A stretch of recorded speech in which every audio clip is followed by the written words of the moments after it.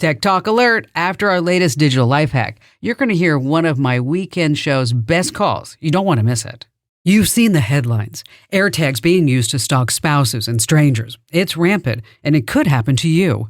The AirTag is great for tracking luggage, keeping an eye where your car is located, and finding lost keys. But bad actors are using them to stalk and keep track of people as if they were prey. How to tell it's happening to you? If you have an iPhone, it's clear-cut. When an unknown AirTag has been following you, it sends you an alert that says, AirTag found moving with you. You can play a sound to locate it, view its location, and get steps to disable it. Now for Android, there's no built-in feature to track AirTags like there is for an iPhone. But Apple has a specific app called Tracker Detect for Android.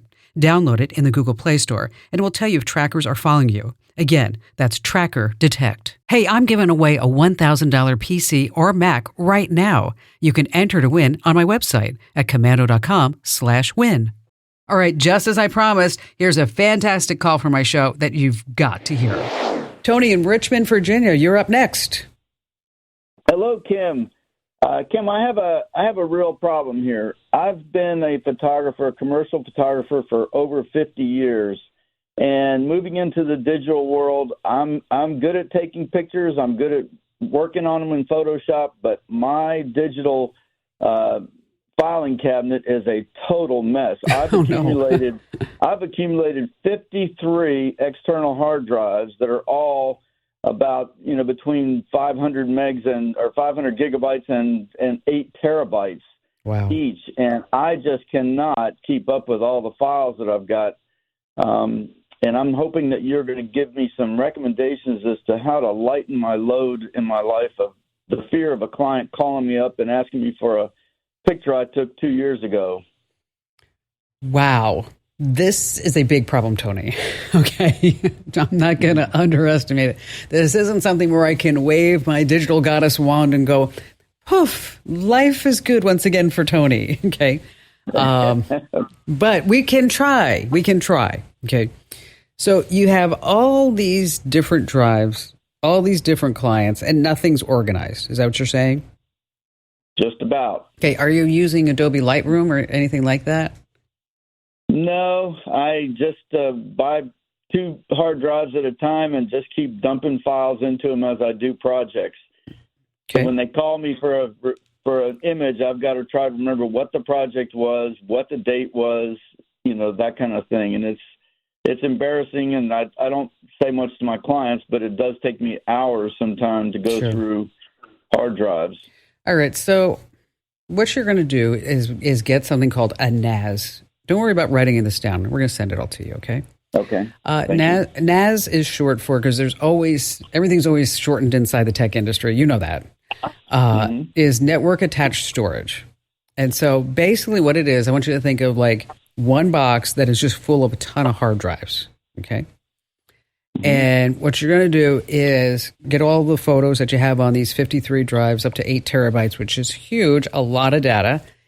And you're going to transfer all the contents onto this NAS drive, okay? From there, we're going to put on some software that will help you organize and categorize. And so you can find a specific image. So if you know that it was Carolyn on the beach, then you can type in Carolyn Beach, and then Carolyn's photos will pop up, and you'll have them within seconds and not hours. Okay. Oh boy, that'd be great. You could also search for boats, New York City by location, Milan, wherever you have been. And so the whole idea is that we're going to put this tool right in front of you. Now, a NAS drive, I will tell you right now, it's not cheap.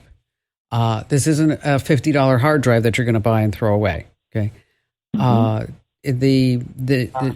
talking like probably 80 terabytes. Okay. Is probably going to run you about $3,000. Okay. So, and then you have to start thinking about redundancy. So you want to make sure that the NAS is configured for redundancy, because we don't want you to lose any data. And there may be some data that's super important to you that we always want to make sure that's backed up in the cloud as well.